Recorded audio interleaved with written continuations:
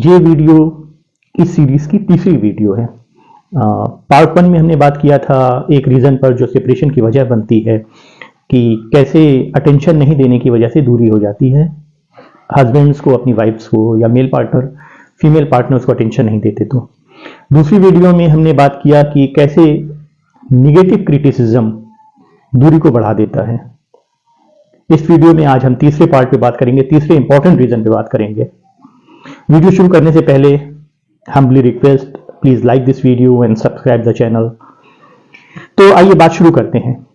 तीसरा important reason ये है कि वाइफ्स का कहना ये है, फीमेल पार्टनर्स का ये कहना है कि उनके हस्बैंड जो है या उनके मेल पार्टनर्स जो है वो फीलिंग्स को उनके नहीं समझते। फीलिंग्स को नहीं समझना ये एक सेपरेशन की बड़ी वजह बन जा रही है। ऐसा क्यों होता है और इसका सोल्यूशन क्या है, आइए इस पे बात करते हैं। फीलिंग्स को नहीं समझने की एक दो बड़ी वजह होती है। पहली तो ये होती है कि जो मेल होता है उसका ब्रेन जो होता है वो लॉजिकल ब्रेन होता है और फीमेल का इमोशनल ब्रेन होता है। तो फीमेल बहुत सी बात अपने मेल काउंटर पार्ट से कहती हैं, वो सिर्फ इसलिए कहती हैं कि वो उन्हें बताना चाहती हैं या कह करके अपने आप को हल्का करना चाहती हैं, सुकून पाना चाहती हैं। लेकिन चूंकि मेल ब्रेन ऐसे फंक्शन करता है, सॉल्यूशन ओरिएंटेड होता है, लॉजिकल होता है, तो वो हमेशा जो है ना उसको लॉजिक्स और कुछ ना कुछ सोल्यूशन की बातें करने लगता है। फॉर एग्जाम्पल, जैसे वो कहती हैं तबीयत ठीक नहीं है, फॉर एग्जाम्पल, इसका मतलब ये नहीं है कि वो चाह रही हैं कि आप तुरंत लाके कोई दवा दें या कुछ ऐसा कर दें। उनका पर्पज सिर्फ इतना होता है कि वो अपनी बात कहें और आप सुन लें, तो उन्हें थोड़ा सुकून मिलता है, अच्छा लगता है।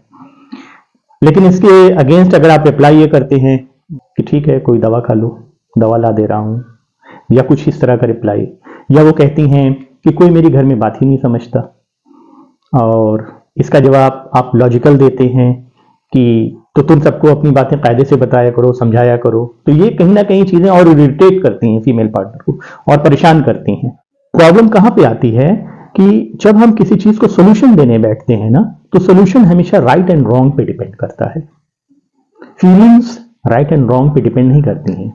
फीलिंग्स अटैचमेंट पे और कनेक्शन पे डिपेंड करती हैं। तो वो कनेक्शन चाहते हैं, अटैचमेंट चाहते हैं, और आप एक सोल्यूशन देने के लिए बैठ जाते हैं, जिससे कि एक दूरी सी बन जाती है। उन्हें लगता है कि वो अपनी बातें सही से कह रही हैं, आप समझ नहीं रहे हैं या समझना नहीं चाह रहे हैं, और आपको लगता है कि आप बात तो सुन रहे हैं, उसका सोल्यूशन भी दे रहे हैं, फिर भी जो है उस पर कोई ध्यान नहीं दिया जा रहा है। जब आप उनकी बातों को सुनने और समझने के बजाय सिर्फ सोल्यूशन देते रहेंगे, तो उससे दो तीन बड़ी प्रॉब्लम्स पैदा होती हैं जो मैरिड कपल्स में बहुत पैदा हो रही हैं।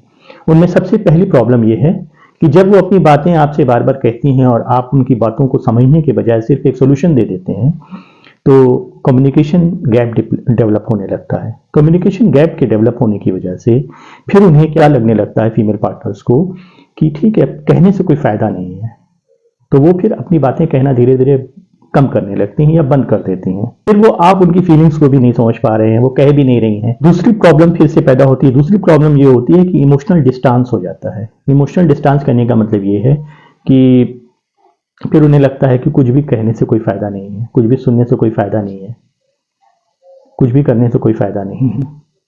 वो चुप चुप रहने लगती हैं आपके साथ रहते हुए भी, और ये भी सेपरेशन की धीरे धीरे वजह बन जाती है। तीसरी वजह एक और होती है। तीसरी वजह ये होती है जिसको उसमें लिखा हुआ उस रिपोर्ट में कि लैक ऑफ इंटीमेसी। उसमें क्या होता है कि साथ होके भी फिर अकेलापन लगने लगता है।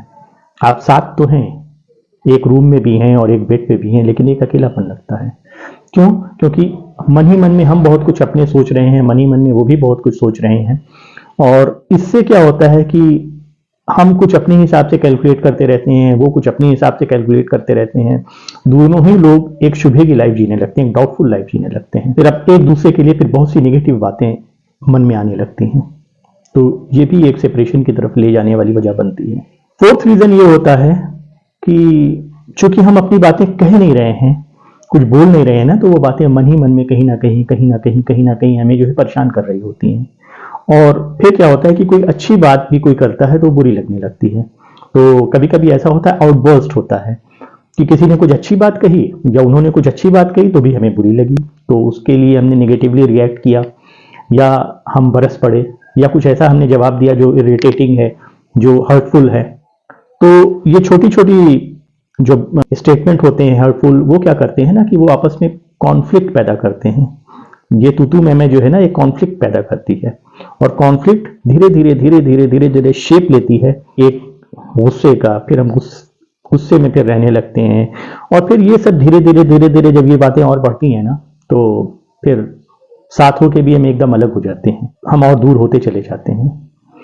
याद रखिएगा कि ये छोटी छोटी बातें हैं, लेकिन ये बड़ी बन जाती हैं अगर इनको हमने ध्यान नहीं दिया, इनको हमने टाइम पे अटेंड नहीं किया। तो एक बात और याद रखिएगा, जिस तरह से छोटी छोटी बातें अगर अटेंड ना करने से बड़ी बन जा रही हैं और उन्हें टाइम पे हमने अटेंड कर लिया, तो वो छोटी छोटी बातों का छोटा छोटा ही सोल्यूशन होता है। वो छोटी छोटी चीज़ों से, जैसे कि ठीक है, एक बार बता देना कि ठीक है, मैं ये कहना चाहती हूँ, ऐसे रहना चाहती हूँ, या ये चीज़ मैं ऐसे सोचती हूँ, इसमें क्या प्रॉब्लम है, तो ये एक्सप्रेस कीजिए। एक्सप्रेस करने से बहुत सी चीज़ें दूर हो जाती हैं, बहुत सी प्रॉब्लम दूर हो जाती हैं। शायद आप सेपरेशन से नियरनेस की तरफ बढ़ने लगे, क्लोजनेस की तरफ बढ़ने लगे। मेरी बातें सुनने का बहुत शुक्रिया।